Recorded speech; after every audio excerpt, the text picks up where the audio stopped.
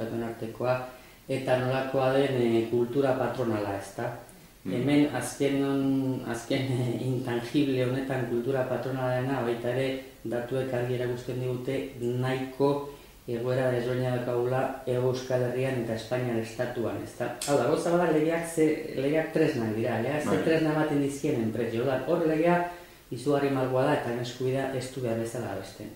Eta hortik abiatuta, enpresek zer egiten dute dituzten tresnekin. Bueno, ikusten ari gara, Espainiar estatuan kaleratzeak oso errez egiten direla, eta Hego Euskal Herrian aldiz badago nolabaiteko, nola esan, lanarekiko, enpresen aldetik, lanarekiko engaiamendu gehiago dago, bertan daukagun kultura, bertan daukagun sare industriala eta daukagun idiosinkrazia-gaitik. Beraz, hemen egoera ez da intxarra, enpresek eta langileek eta daukagun enpresa txikiak, langile gutxi, elkar ezagutu eta orduan egoera hobexeagoa da bertako praxiagatik.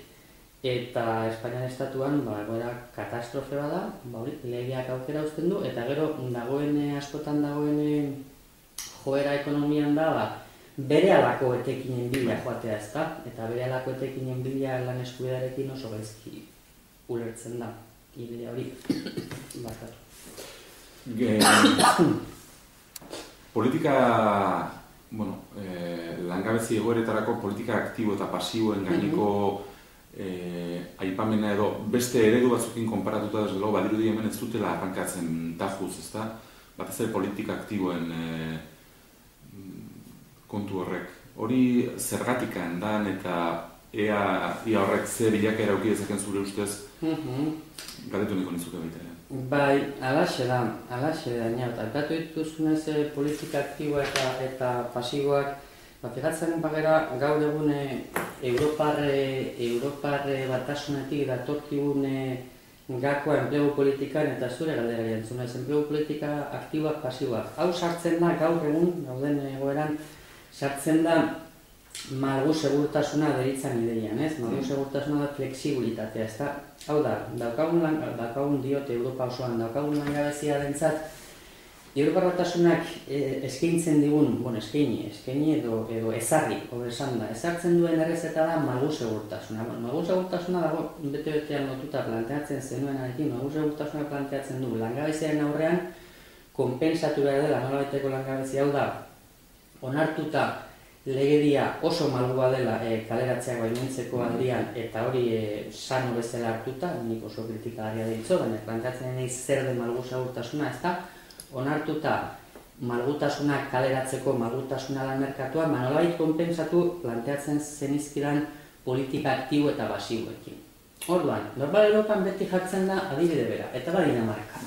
Dinamarkan malgu segurtasuna deritzanak oso ondo funtzionatzen du, klaro, baina guazen ikustea ze aldagai dauden, eta guazen konparatzea Espainiar estatuarekin. Politika aktiboa, Danimarkan diru asko sartzen da politika aktiboetarako, besteak beste, diru publiko pila bat, gaur egun hemen Hego Euskal Herrian lanbidek edo Nafarrako enplegu zerbitzuak egiten duten funtzioa betetzeko, ezta? Langabei orientatu, informatu, lanbide eziketa eta barreko. Orduan, Dinamarkan adibidez diru pila bat erabiltzen da. Claro, diru asko erabiltzen da, diru asko dagoelako. Zertaz ari gara? Ari gara zerga politikaz.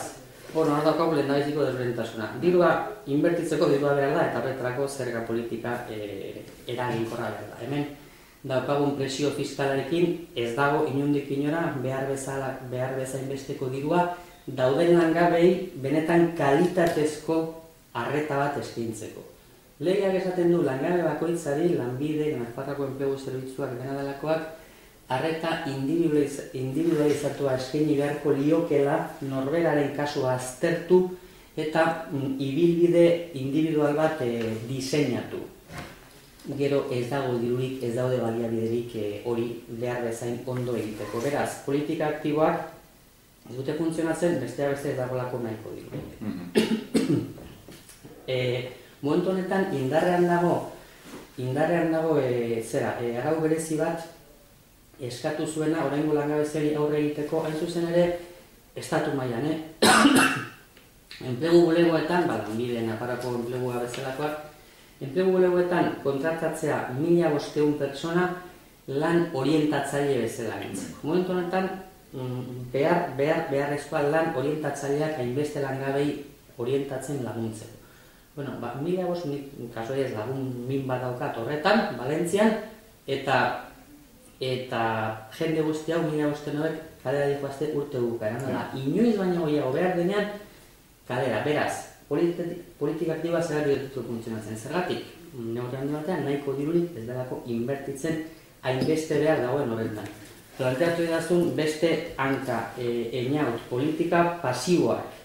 Politika pasiboak zer? Bueno, hemen, ia ez da valorazio bat. Zer gertatu da? Aurten uztailean atzerakala bat egon da. Lehen, kobratzen zen langabezi prestazioa lehenengo 6 hilabete 170 eta hortik aurrera 160. Orain, 6 hilabete ondoren 160 jaitsi da 150. Danimarkan azken referentzia da langabezi prestazioa dela 2 urtez 180.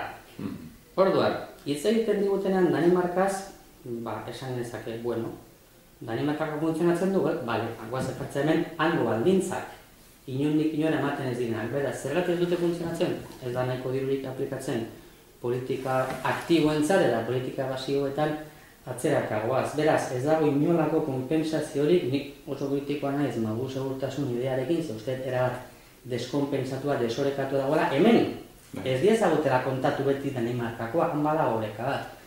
Han ere Danimarkan badago patronala eta sindikatuen arteko akordio bat 1889koa. Eta urteetan zehar egon da konfiantza bat saretu egin da. Beraz, politika aktiboak eta pasioak ez dute funtzionatzen, ez dagoelako nahiko diru eta legegilearen errua da atzeraka egitea politika aktiboetan rekorteak eta politika pasioetan rekorteak ere, eta aldiz malgutasunean horbait zabaldu malgutasuna. Eta horrek garamatzan gauden egoera oso erresa eta oso merkada kaleratzea, eta langile bat kalean dagoenean oso eskasak dira politika aktiboak eta eskasak politika pasiboak ere.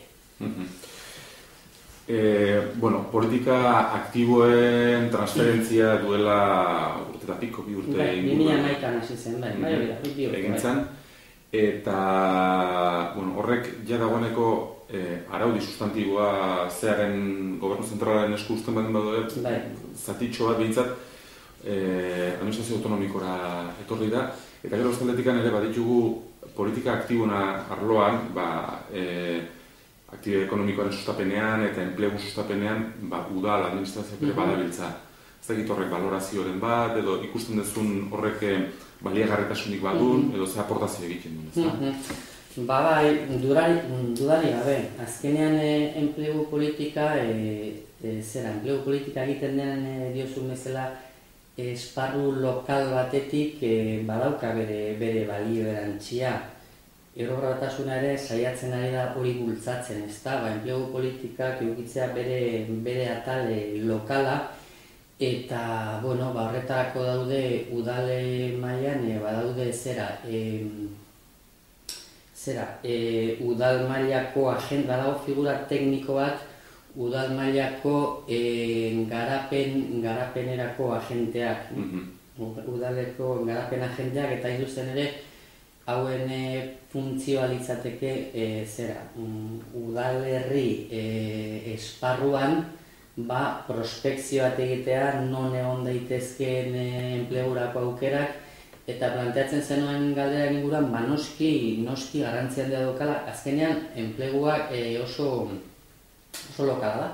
Udalerri batek agian eduki dezake potentziale izugarria turismoan, eta beste batek eduki dezake potentziale handiagoa, zer dakit, energia eolikoan.